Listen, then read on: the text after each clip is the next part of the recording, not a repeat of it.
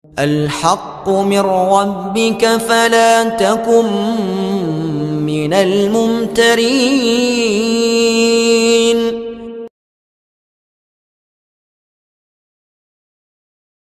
Dukun dakwah Al-Haqqu TV, pembangunan asrama, panti asuhan dan pondok pesantren Al-Haqqu, serta pembangunan Masjid Islami Center Al-Haqqu.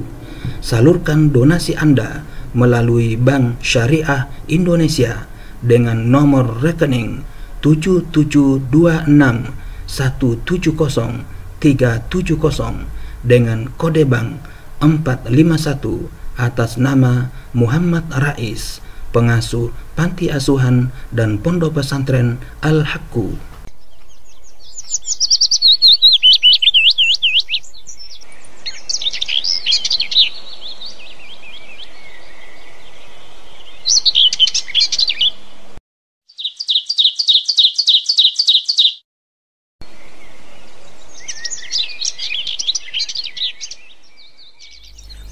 Bismillahirrahmanirrahim.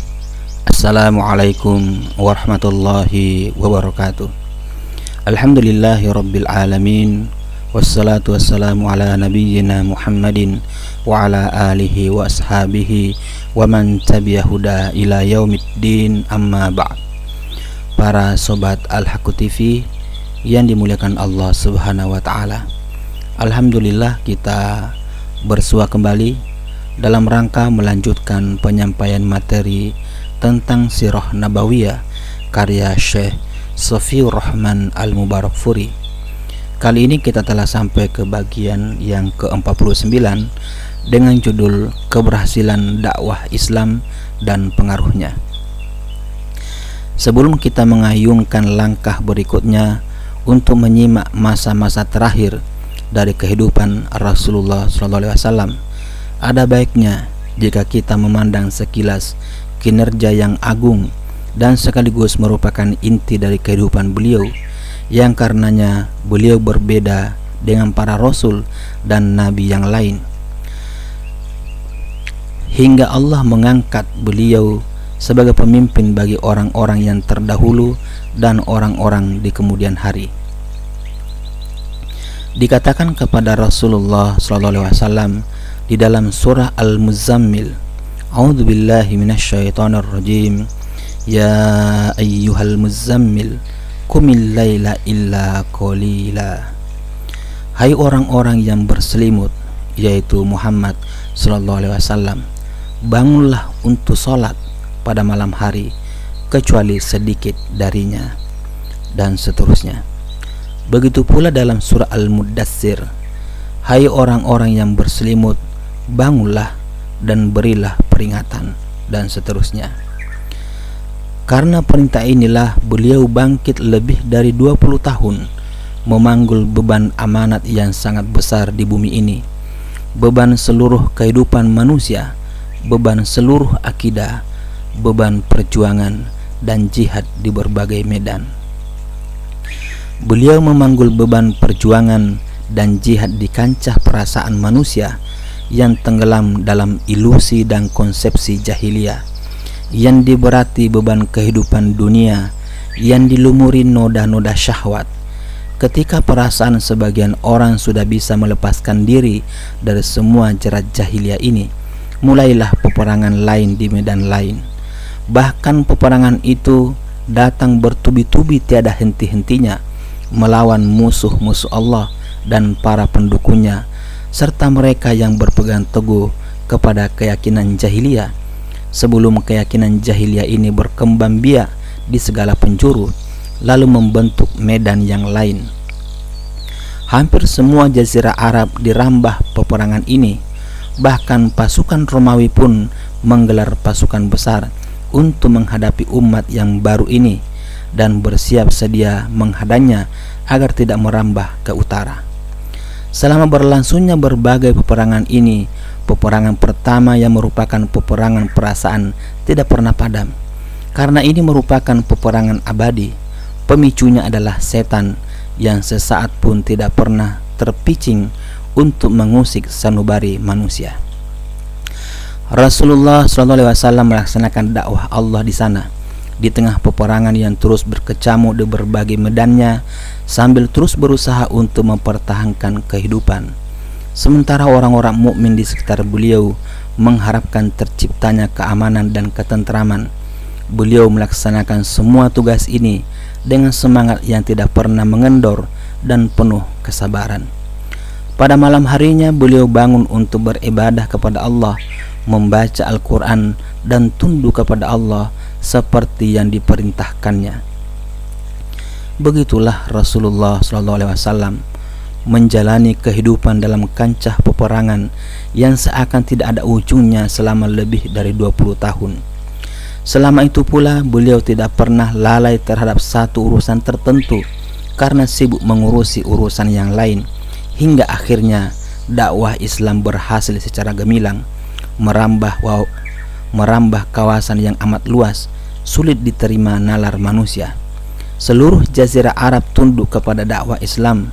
Debu-debu jahiliyah tidak lagi tampak di udara, dan akal yang tadinya menyimpang kini menjadi lurus, sehingga berhala ditinggalkan bahkan dihancurkan. Udara Arab berubah dipenuhi suara-suara tauhid, azan untuk sholat terdengar memecah angkasa, dan sela-sela gurun yang telah dihidupkan iman. Para pengajar Al-Quran pergi ke arah utara dan selatan, membacakan ayat-ayat di dalam kitab Allah dan menegakkan hukum-hukumnya. Berbagai kabilah dan suku yang bertebaran di mana-mana bersatu padu. Semua orang keluar terhadap penyembahan hamba kepada penyembahan terhadap Allah. Di sana tidak ada pihak yang merasa dipaksa dan pihak yang memaksa, Tuhan dan hamba, pejabat dan rakyat, orang zalim dan dizolimi. Semua manusia adalah hamba Allah, saudara yang saling mencintai dan melaksanakan hukum Allah. Allah telah menyingkirkan gelombang jahiliyah, kesombongan dan pengagungan terhadap nenek moyang.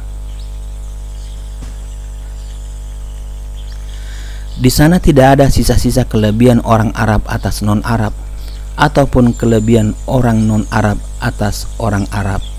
Tidak ada kelebihan orang yang berkulit merah atas orang yang berkulit hitam, ataupun kelebihan orang yang berkulit hitam atas orang yang berkulit merah, kecuali dengan ukuran takwa. Semua manusia adalah anak keturunan Adam, dan Adam tercipta dari tanah.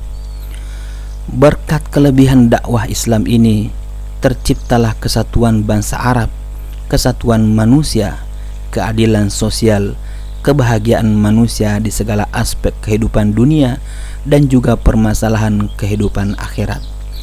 Perjalanan hari dan wajah bumi berubah total.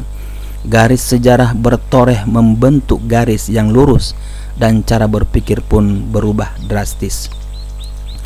Sebelum ada dakwah Islam, ruh jahiliyah menguasai dunia, membuat perasaan dan jiwanya sakit, mengenyahkan nilai-nilainya, meliputinya dengan kegelapan dan perbudakan, menciptakan jurang pemisah antara kehidupan yang serba mewah dan kemiskinan, menyelimutinya dengan kekufuran, kesesatan dan kegelapan. Sekalipun di sana ada agama samawi, tetapi agama ini sudah kehilangan tarinya, tidak lagi mempunyai kekuasaan, sudah tersusupi penyimpangan dan pengubahan, sehingga yang menyisa hanya upacara-upacara yang kaku tanpa memiliki kehidupan roh.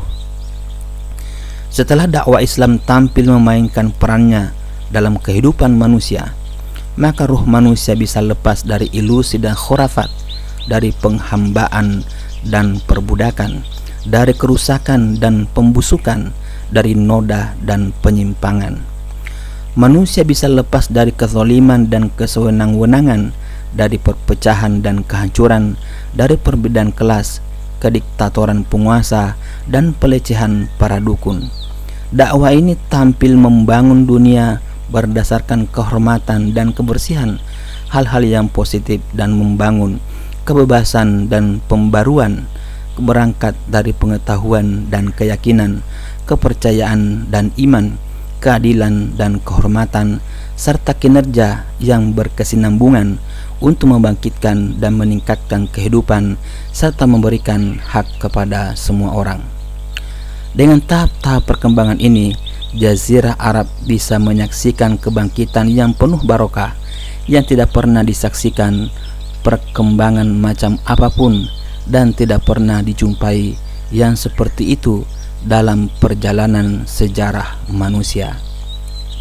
Demikian Sobat Al-Haqqu TV, penyampaian Sirah Nabawiyah karya Syekh Sofiyur Rahman Al-Mubarakfuri bagian yang ke-49 dengan judul Keberhasilan Dakwah Islam dan Pengaruhnya. Semoga bermanfaat, lebih kurangnya mohon dimaafkan. Billahi taufik wal hidayah. Wassalamualaikum warahmatullahi wabarakatuh.